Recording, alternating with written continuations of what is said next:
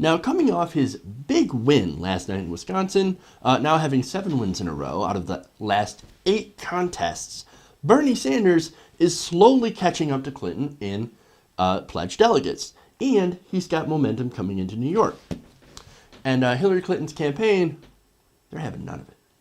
I want to go to Jeff Zeleny right now, who is with the Clinton campaign in New York, who has some new reporting fresh off of Bernie Sanders' victory in Wisconsin. Jeff?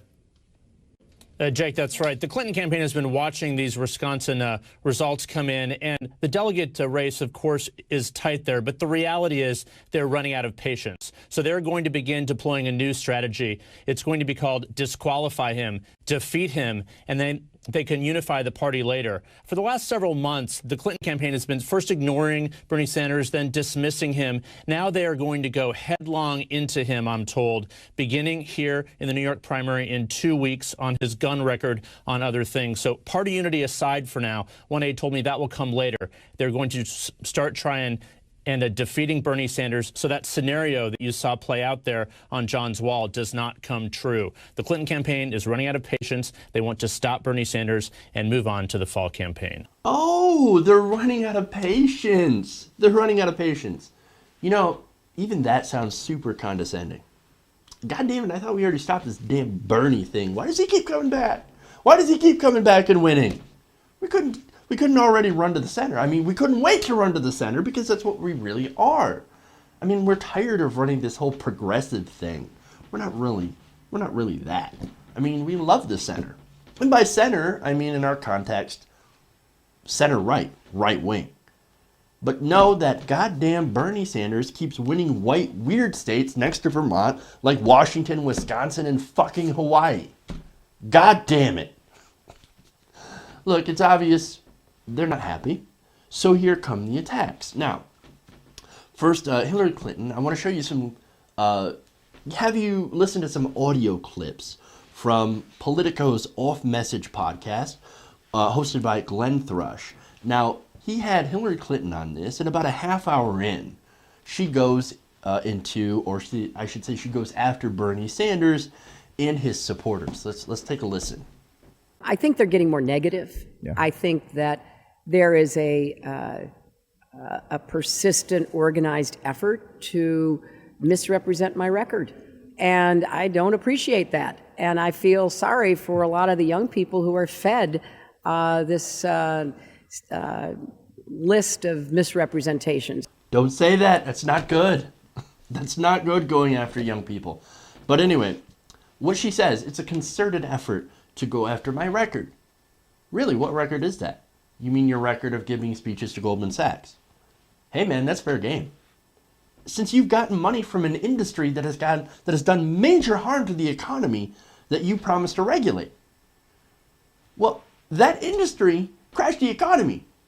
You would be in charge of regulating that industry, and yet here you are giving speeches at $250,000 a pop to one of those big companies, one of those big financial institutions that helped crash the economy and got bailed out. Yeah, we kind of want to know what's in those speeches. We want to know how you guys how you talk to them so that we know where you stand. Fair game, man. It's fair game. Knowing what we know about money and politics, we don't trust that you'll be as tough as you say you'll be on the banks. We need someone to go after the banks. But now, of course, that last part, right? Where she essentially calls Sanders supporters dumb or at least misled. Remember, she said they're getting fed information that isn't true. And earlier she said that they don't know how to do their own research. Well, look, we have the internet. We can do our research. We actually know how to do our research, and we get a majority of our news online. Why? Because mainstream corporate media never gives you the whole story. Like CNN, for example. CNN is owned by Time Warner. Time Warner has donated money to Hillary Clinton's campaign. Gee, I wonder why they've been so dismissive of Bernie Sanders. And why they haven't talked about, at length, the things that Bernie Sanders talks about.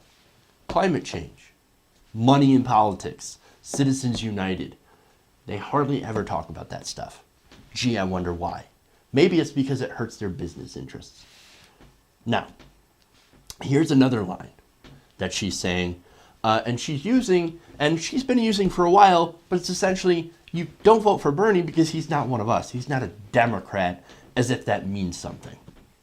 How important is it that the president of the United States is from your perspective, should you get elected, as a big D Democrat? And is Bernie Sanders a Democrat? Well, let me say, I think it's very important because from my firsthand knowledge, a president wants to get things done. And yes, you can work to reach consensus with the other party, but you're going to be wielding a stronger hand the more Democrats you have. And it's also important for your priorities to be implemented that you have Democratic governors and Democratic state legislatures. So is it important that you have a strong leadership for your party? I think it's critical. And think of how much better my life would be in terms of fulfilling my agenda if we took back the Senate and my friend and former partner Chuck Schumer were the majority leader in the Senate.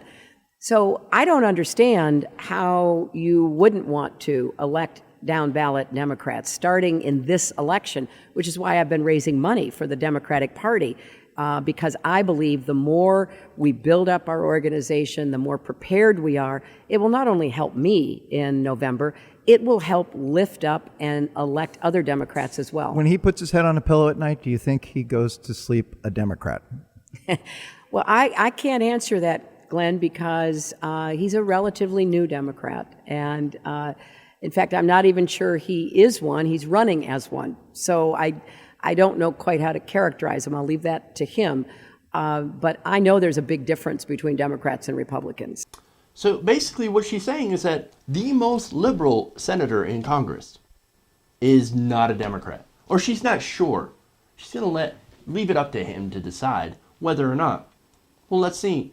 He's actually a champion of all that the Democrats are supposed to be in favor of, but apparently are not, because they're corporatists now. And see, that's one of the problems. But personally, I don't care if he belongs to Team Blue or not. Okay? He's right in the policies. And see, that's the problem with America. We tend to look at the party, not the policy. Okay? Look, and we also tend to ignore everybody left that's not in the party. Everyone else that are independents. Remember, independents make up a majority of America.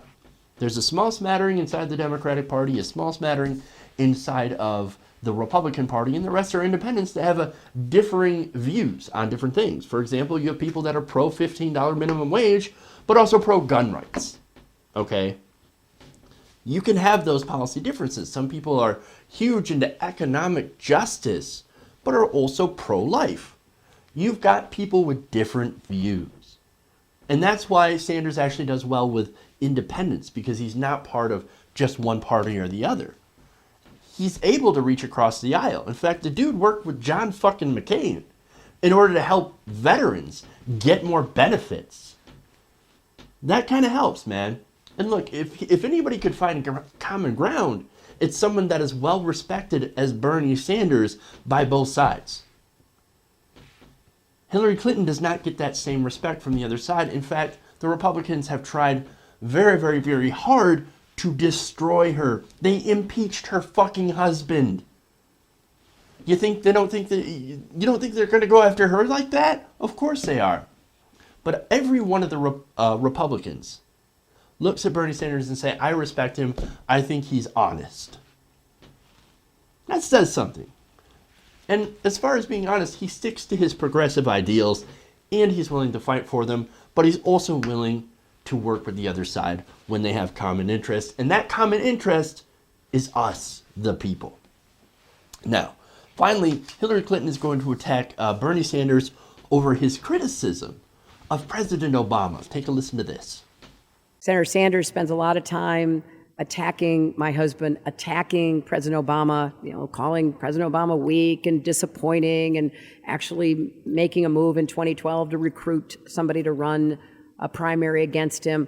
I rarely hear him say anything negative about George W. Bush, who I think wrecked our economy, just not to put too fine a point on it. So I don't know where he is on the spectrum, but I can tell you where I am.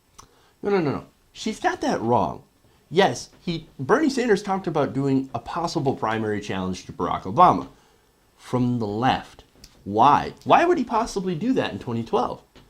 Well, he was talking about that in order to push him to the left. Remember, President Obama ran on hope and change. I'm not going to play the same old Washington games, only a little bit better. No, I'm going to change the system. Well, what happened? As soon as he got into office, he stopped doing that. He's like, okay, let's go moderate. Let's go center. And let's work with the Republicans, even though they continue to slap me in the face. Suffice to say, there's a lot of progressives out there that were a little miffed that the person that they thought was a progressive, Barack Obama, turned out to be a centrist. Now, there's nothing wrong with being in the center. Okay, I get it. You want to make deals, fine. But you ran as a progressive. We thought maybe you'd be a progressive. But so people were upset about that, right? Now, on this, she is actually making it sound like Bernie Sanders doesn't like Obama. Now, that's actually wrong. In fact, Bernie Sanders, in a recent interview with Spike Lee, Spike Lee hosted this interview with The Hollywood Reporter. He said this, quote, "We have a very positive and I think friendly relationship." He also said this President Obama, will go down in history as one of the smartest presidents. Brilliant guy. And especially, the more people hear from the Republicans, the smarter they think he is. So a little bit of a, rib at the Republicans, but ultimately saying, look, Obama's a super smart guy. And there's no doubt he is. He absolutely is. Now, he also said, look, President Obama is incredibly disciplined and focused. And since, quote, you're around the media every single day and you have the opportunity to say dumb things, and Obama does it very, very, very rarely. Seems like a lot of praise for President Obama. It actually seems like Bernie Sanders has the capability of not criticizing someone when they do something that doesn't match up to his values, and fair criticism, and also praising them. No blind party loyalty. I kind of like that. And I think most people do as well. But on the Bush thing, remember he said he's never criticized President Bush. Are you serious? I've got video back from 2001 with Bernie Sanders actually railing against George W. Bush's tax cuts. The same tax cuts, mind you, that Barack Obama made permanent. He made 97% of those tax cuts permanent. Let's watch. I am sure, in fairness to President Bush, that there are some people who are really enthusiastic about his tax relief program. I happen not to know any of those people. And most of those people, I suspect, are people who make millions, if not billions of dollars a year. And I suppose from their point of view, they think it's a great idea that the richest 1% of the population should receive 40% of the tax breaks. What I can honestly tell you as someone who goes around the state of Vermont a whole lot, knocks on a lot of doors, holds a lot of town meetings, I have not heard one Vermonter ever tell me that Bernie, the highest priority of the United States Congress should be to give huge tax breaks to millionaires and billionaires. People tell me a lot of things. Nobody has ever told me that. To ignore those realities of higher education, of childcare, of special education, of a dozen other areas in education, and say we think a more important priority is tax breaks for billionaires is absolutely immoral and absurd. And I can tell you that the Progressive Caucus is going to fight this tooth and nail. We're going to go to the American people, and we're going to stop these outrageous tax breaks for people who don't need it. Here's one that's a little bit more recent. This was actually back in 2005 during a campaign speech where he's going to make fun of George W. Bush. Yesterday, the chairman of the Republican National Committee stated, and I quote, "Never before have I seen an American president," meaning President Obama, "project such weakness on the global stage," end of quote. Well, as many of you will remember, back in 2002, we had a president, President Bush.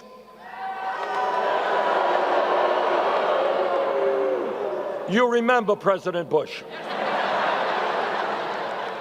We had a president, and he was very, very tough, but not very smart. He and Dick Cheney and the whole lot of them, they were tough. And they said we should invade Iraq.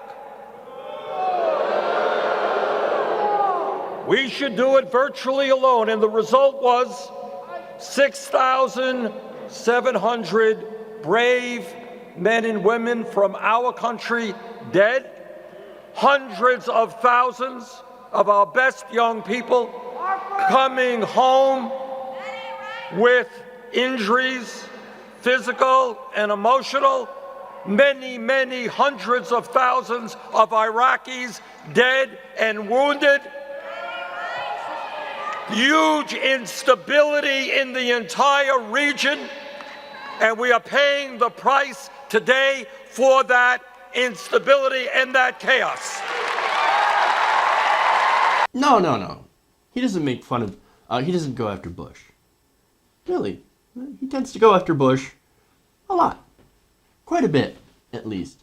But also, gotta remember, Bernie Sanders is also running a primary, and he's gotta make a distinction between his campaign and Hillary Clinton's campaign. So, there we go. But as you can see, Hillary Clinton is starting to take the gloves off. Now, be warned, Madam Secretary. If you strike Bernie down, he will become more powerful than you have ever imagined. Actually, in fact, we're counting on that. Feel the burn.